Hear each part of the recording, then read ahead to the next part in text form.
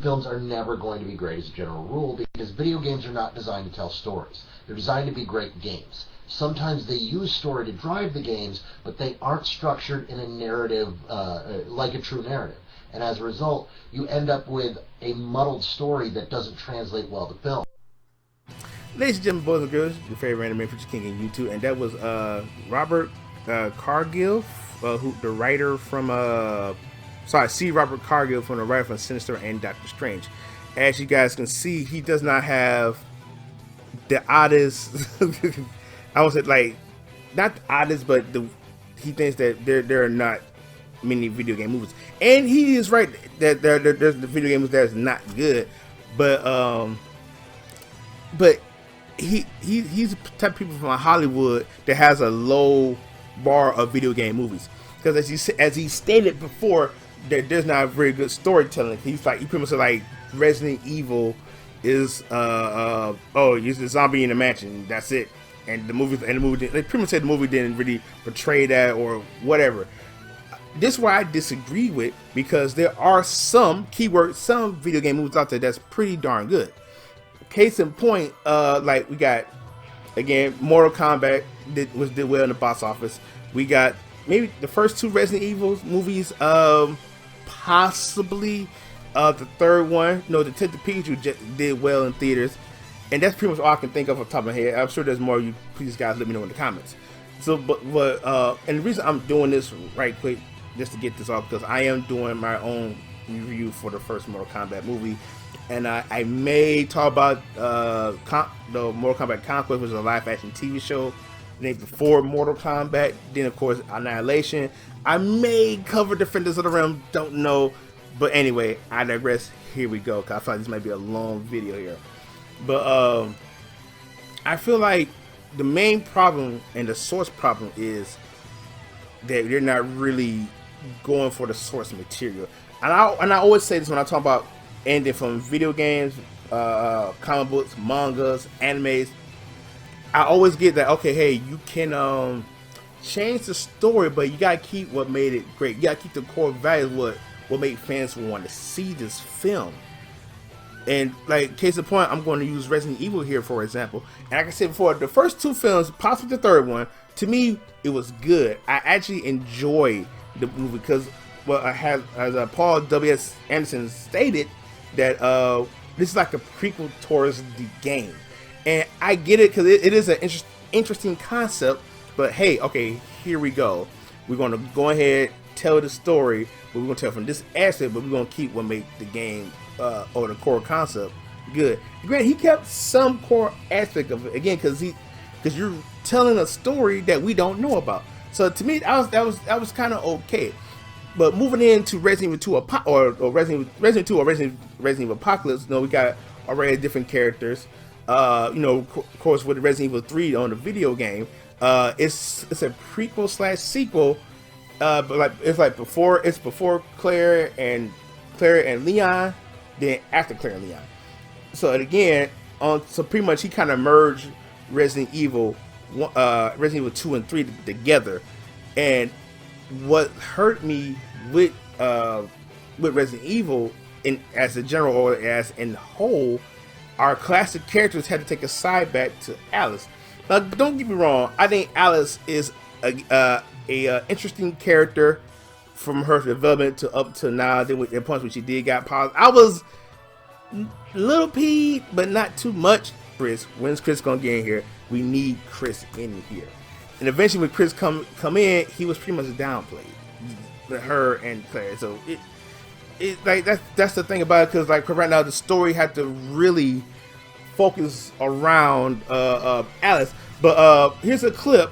Very first game, you go into the woods and there's a mansion, and below it is a high-tech research facility, and it's all overrun with undead and mutants and creatures, but it's never really explained what's happened. The backstory to that is never really explained, and that's what the movie does. Is the movie kind of is the lead up, is the prequel to the very first game. So you pretty much heard what the guy said. He is, as it's stated, that he feels like fans have seen this stuff in the video games, played it multiple times, yada yada yada.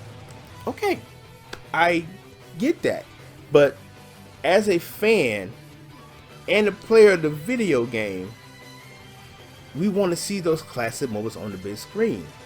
And like I say, I think it's okay you want to tell a certain story, but if you take out the core aspect of Resident Evil, you kind of upsetting the fan base, and that's why some of your films may look like that. And I always say this about anything, whether it's video games or movies based off video games or whatever the case being. If you take out the core value of it, or you have not even played the game, you're not going to understand it. Because, like I said, Resident went towards a little action horror-ish type of vibe. It was really just survival horror, and to me, the horror was there, but it wasn't the survival horror. If you get what I'm saying. To me, what made Resident Evil 1, 2, and 3 so good and so loved, it was survival horror. You just you took out the survival part, put the action part in there. I hope that makes sense. Because again, that's my interpretation of that. Because Paul Anderson does a great job when he worked on Mortal Kombat. Again, it sucks that it had to be PG-13, but at the same time, he kept the core values. The story was a little bit different, but he kept the core values what made Mortal Kombat good. The fatalities, these classic characters, plus they had a banging soundtrack, but I digress. But that's what made Mortal Kombat good to me.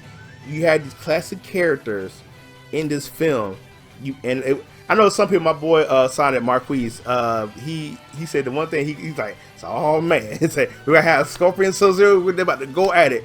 Then he bring out and Shane Son pretty much said this. He's like rivals, but under my power. They're like, but I'm probably saying that all types are wrong. But he had the core character, he had the classic characters, and that's the one thing with certain video game movies I don't understand. And I talk about this like in Dragon Ball, Attack on Titans, Ghost in the Shell, and mainly so much Dragon Ball The Magic Begins, where you pretty much have our classic characters, but you change the name, but you're not really integrating the story, which is another problem. Because the director from Max Payne, going to make a movie out of a video game, you have to be very careful because you're taking control away from the player. So what are you going to replace that with? And I was hoping that we would always push Max forward and we would make the player, or rather the viewer, feel like he was always in control of the situation, which is what you need. You need to replace that ultimate sense of control. Sam Raimi, who pretty much changed a little bit of he changed Spider-Man, but not to the point where we're not thinking like what's this part here, what's going on here. What he has done with the film is like, okay, I'm gonna keep all the core aspect of what makes Spider-Man such a great character, such a great comic book character, and all I'm changing my organic weapon. It's funny that I think one day me and my brother, we talked about it, and he always thought Spider-Man always had organic weapons. I said no, he had web shooters at first. Like later on down the line, he went to organic weapon, but they'd written that out in the comic books. But again, as I said, Sam Raimi read Spider-Man. He knows the character. He knows the source material, and that goes for like with Dragon Ball Evolution. Again, my whole thought process was that we didn't really get a teenage Goku, because the time I watched Dragon Ball, it was like Goku was a kid going on to be Goku as a teenager fighting Piccolo, and I didn't really get that aspect of a teenage Goku. So that's why they went around Dragon Ball Evolution. But the only problem with it was, besides movie sucking, and creative choices in that game was terrible. They really talked to the creator Akira Toriyama and for inside help.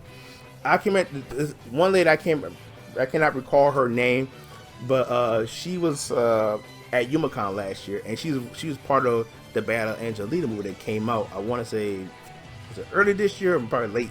I want to say maybe early this year. But when I talked to her about that, so I like how was like the movie production production going on with Alita, and she pretty much said nobody, not even James Cameron or Robert Rodriguez, didn't see the actual anime. So pretty much what ended up happening was she literally got all the cast, all the crew to watch it. I think before they start filming it, so they watch it. I didn't see that they watch it several times, so that way they can get what we get. And like I said, I get it when they're going to change stories here and there. I humbly understand that. But if you keep the core aspect of the character and the story and the world around them, then you're going to get a good movie. You're going to get a good film. Another example is Street Fighter. I wish I would do a review on that real soon. The thing what happened with Street Fighter was I always thought that Guile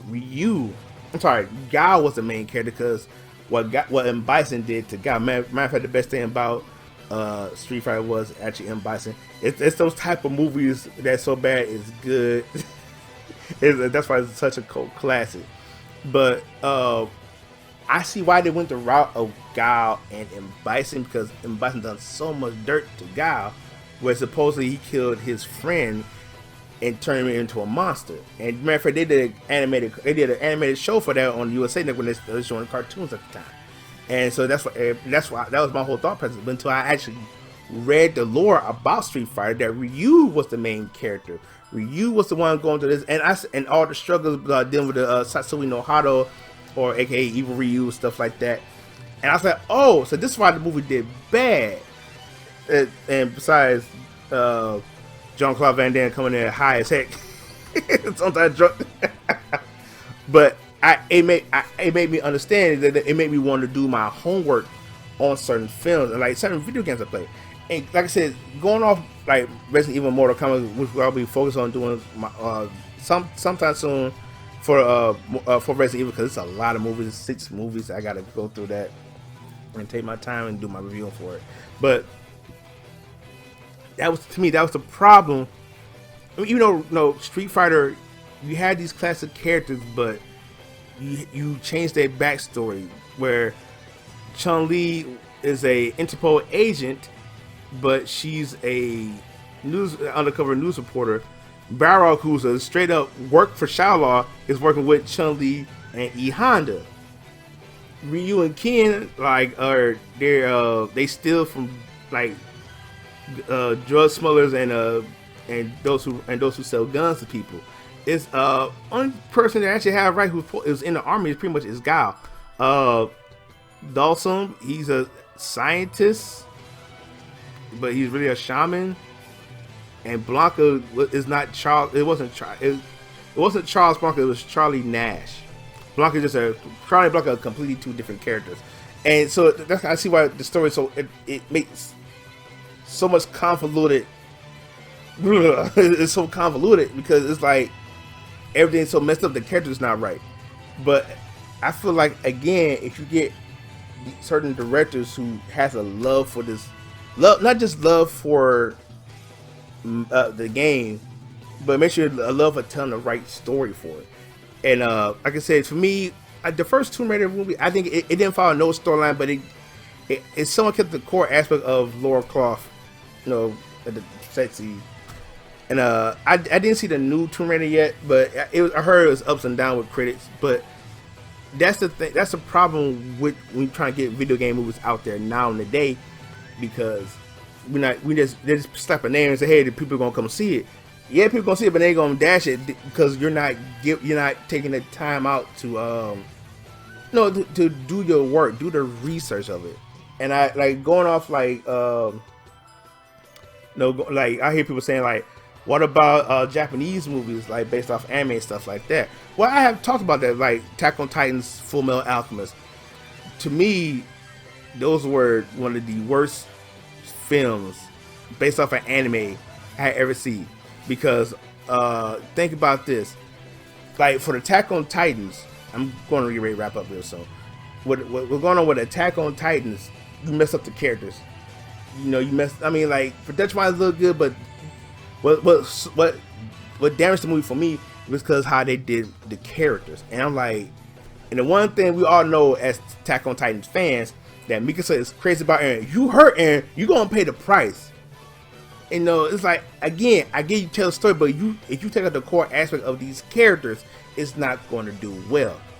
Case in point with Full Metal Alchemist, because it felt, and I always hate this with movies. When I watch it, sometimes I gotta watch it twice just to get a better understanding.